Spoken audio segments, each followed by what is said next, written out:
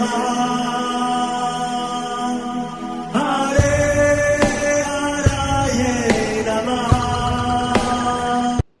कृष्ण जी। आप सबका बहुत बहुत स्वागत है। मंगलाचरण आरंभ करते हैं।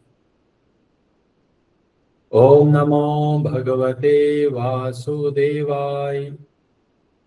ओम अज्ञानतिमिरान्धस्य ज्ञानाञ्जनशलाकया चक्षुरुन्मीलितं येन तस्मै श्रीगुरवे नमः। नमः ओम विष्णुपादाय कृष्णप्रेष्ठाय भूतले श्रीमते भक्तिवेदांत स्वामिनिति नामिने। नमस्ते सारस्वते देवे गौरवाणी प्रचारिणे निर्विशेष शून्यवादी पाश्चात्य देश तारिणे। जय श्री कृष्ण चैतन्य प्रभु नित्यानंद श्री अद्वैत गदाधर श्रीवासादि गौर भक्त वृंद। हरे कृष्ण कृष्ण कृष्ण हरे हरे, हरे राम राम राम हरे हरे। कार्पण्य दोषोपहत स्वभावः पृच्छामि त्वां धर्म सम्मूढचेताः। यत् श्रेयः स्यान्निश्चितं ब्रूहि तन्मे शिष्यस्ते अहं शाधिमां त्वां प्रपन्नम्। हरे कृष्ण जी। भगवद गीता आरंभ करते हैं। अध्याय 5 श्लोक नंबर 16 क्लास नंबर 3। ब्रजेश्वरी जी आप पढ़ेंगे संस्कृत। हरे कृष्ण। ज्ञानेन तु तद् अज्ञानम् येषां नाशितम् आत्मनः तेषाम् आदित्यवज् ज्ञानं प्रकाशयति तत्परम्। हरे कृष्ण। हरे कृष्ण। ज्ञानेन ज्ञान से तू, लेकिन तत् वह अज्ञानम अविद्या येषाम जिनका नाशितम नष्ट हो जाती है आत्मनः जीव का, तेषाम उनके आदित्यवत उदयमान सूर्य के समान ज्ञानम ज्ञान को प्रकाशयति प्रकट करता है, तत् परम कृष्ण भावना अमृत को। किंतु जब कोई उस ज्ञान से प्रबुद्ध होता है जिससे अविद्या का विनाश होता है, तो उसके ज्ञान से सब कुछ उसी तरह प्रकट हो जाता है जैसे दिन में सूर्य से सारी वस्तुएं प्रकाशित हो जाती है। हरे कृष्ण जी।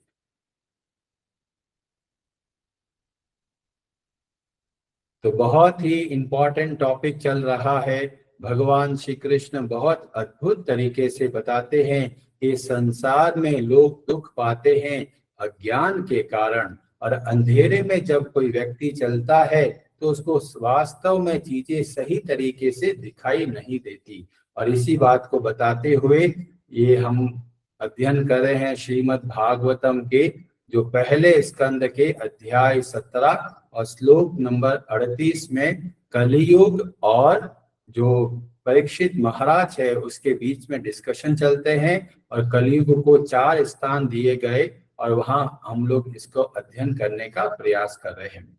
कलियुग, कलियुग का मतलब होता है कली का समय, और कली का मतलब होता है अंधकार। तो वास्तव में हम लोग कलियुग के प्रभाव के कारण अज्ञानी बनकर यहाँ संसार में तरह तरह के निर्णय लेते हैं जो कभी तो सही होते हैं और कभी गलत होते हैं। क्योंकि अंधेरे में जब कोई व्यक्ति चलता है तो उसको पता नहीं चलता कि किस रास्ते पे चलना है। तो हमने बहुत विस्तार से बताया कि जो जहाँ पर जीवों की हत्या की जाती है, जीवों को मारा जाता है, या जो लोग जीवों को मारने के कारण बनते हैं, वे सब के सब पाप के भागीदार बनते हैं, दुख पाते हैं। और इसीलिए हमारे शास्त्र हमको सावधान करते हैं कि हमें जो भोजन ग्रहण करना है वो प्योर और सात्विक होना चाहिए।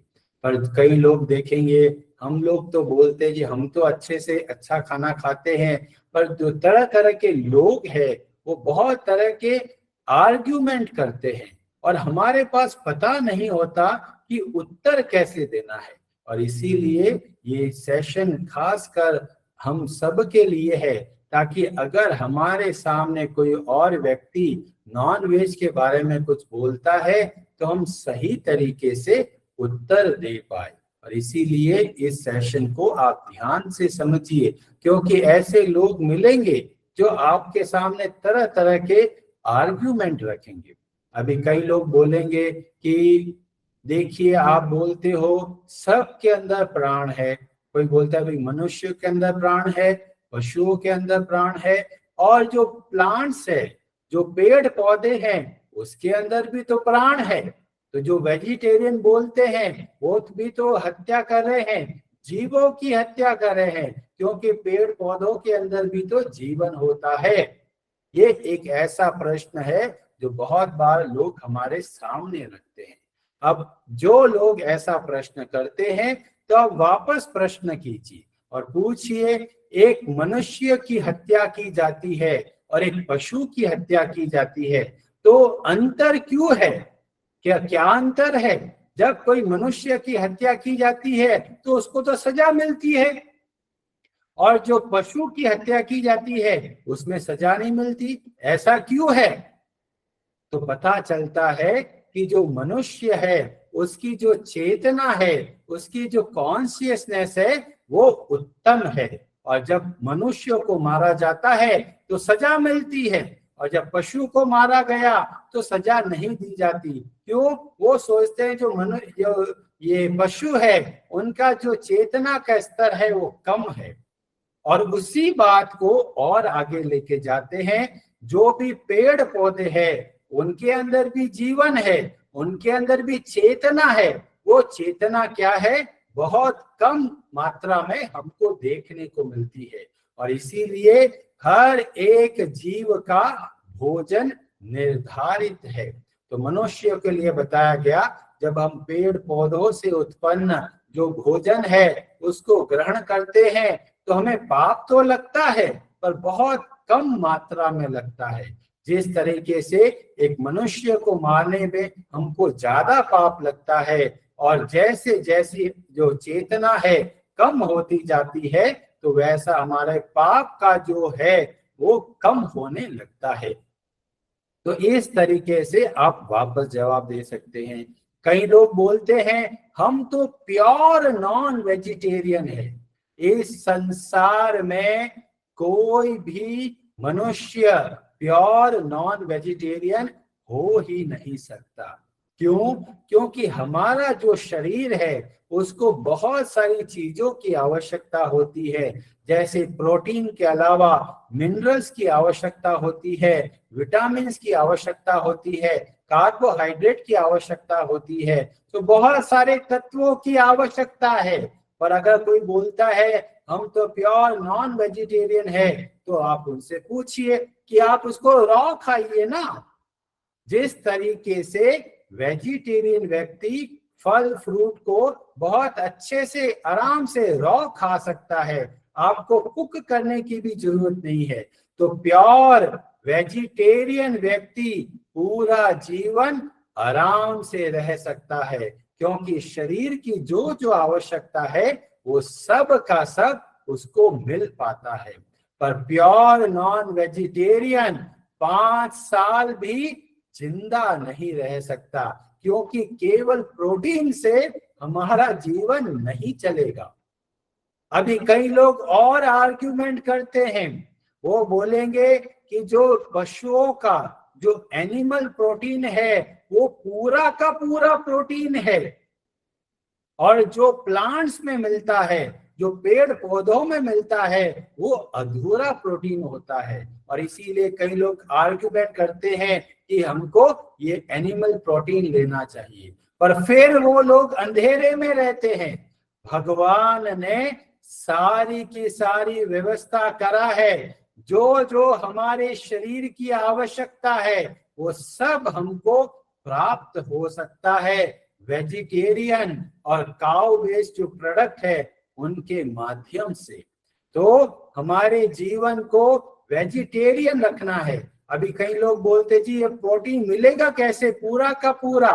तो बहुत अद्भुत जो ग्रेन्स है, जो इनको बोला गया, ये सूडो ग्रेन्स है, मतलब ग्रेन जैसे दिखते हैं पर है नहीं।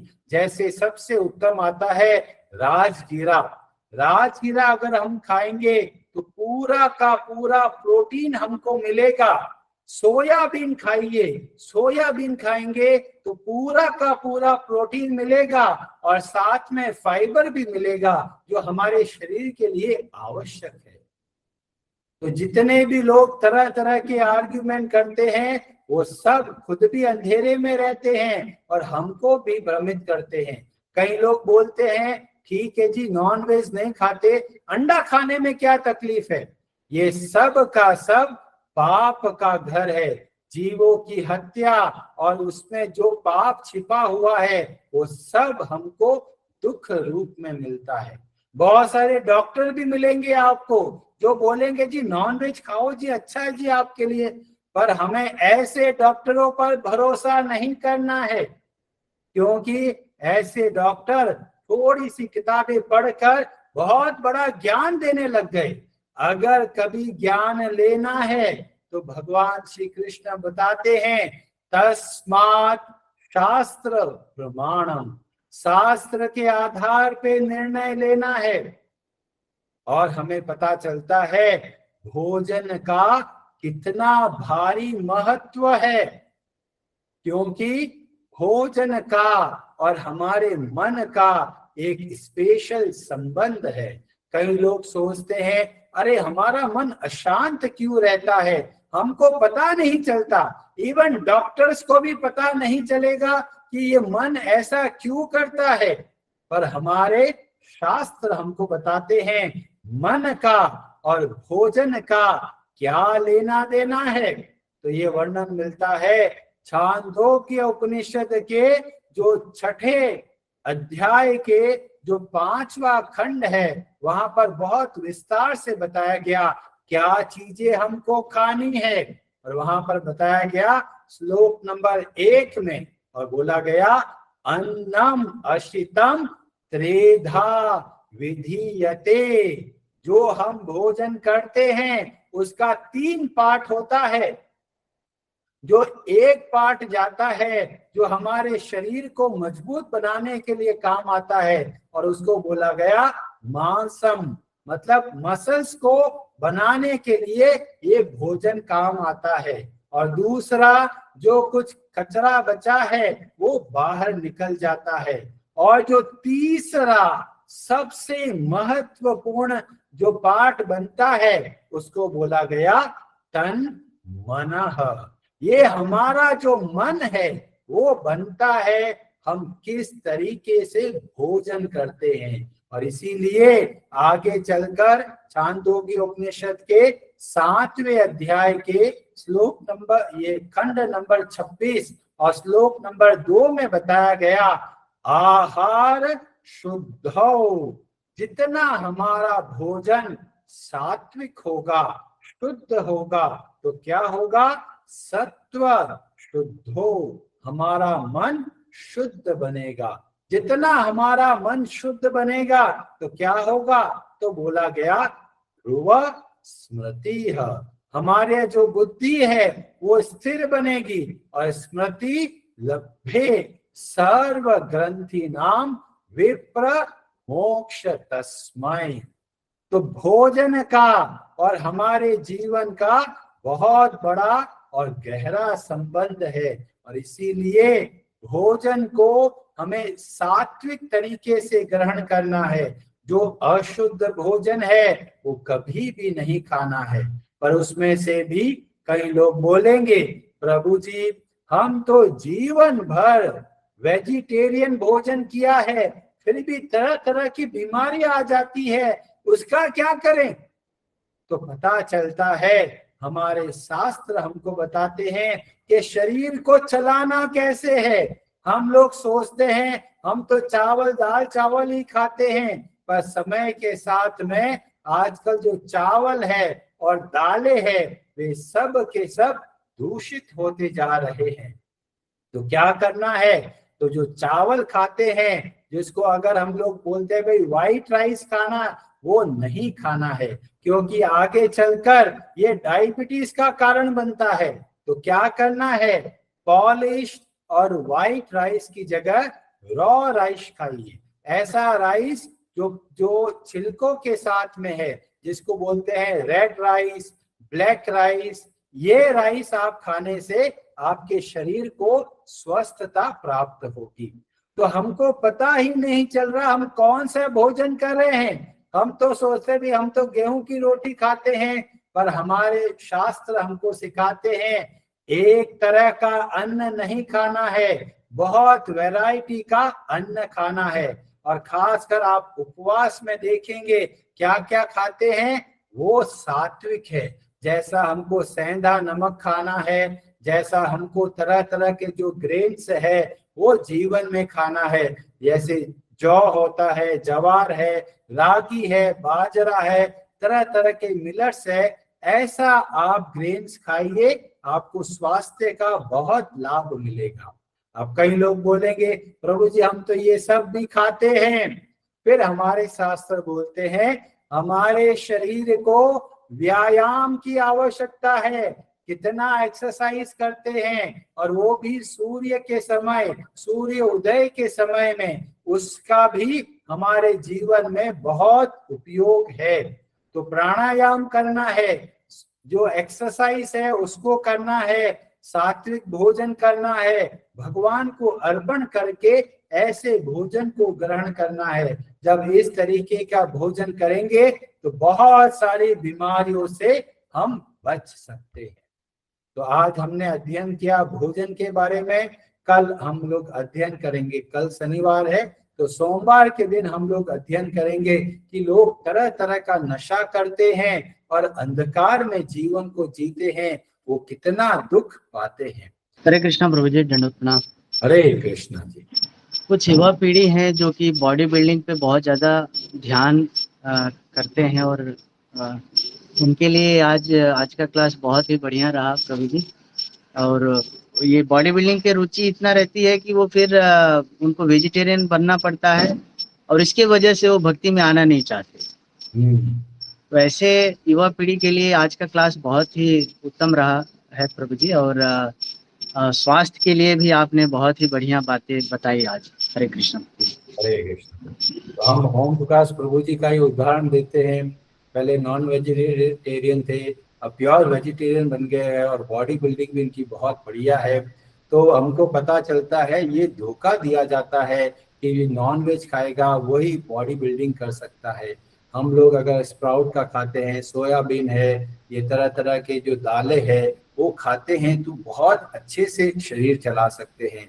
एक movie I the game changer, उसमें बहुत अच्छे से बताया कि विश्व के इतने पावरफुल लोग हैं और वो भी वेजिटेरियन है। तो आप भ्रम में मत पड़िए, अच्छा सात्विक भोजन खाइए, शरीर को भी स्वस्थ कीजिए, मन को भी स्वस्थ कीजिए। Hare